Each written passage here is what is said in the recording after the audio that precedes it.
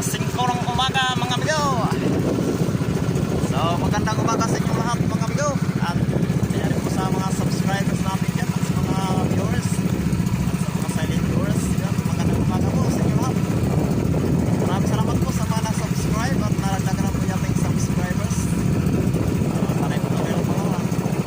Sana yung iba dyan, mag-subscribe rin po kayo para lagi po yan sa ating mga videos sa ating pagkahanap po ay sa laot mga amigo.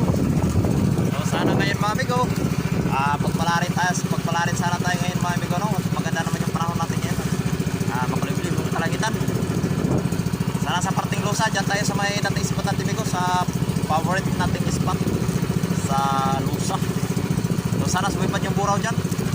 Ayun, at may binta na naman tayo mamayang hapon. At nang makabili ng 2 kilong bigas. Wala na tayong bigas amigo. Kahapon amigo, hindi tayo naglaot kahapon amigo.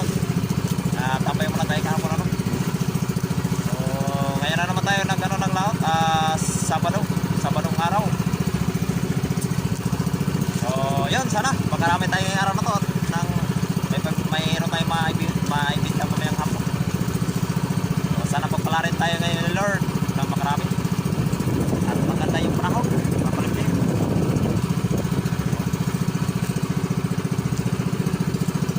So maganda na yung panahon ngayon, kalmada na yung dagat. So kanina umaga pag alis natin sa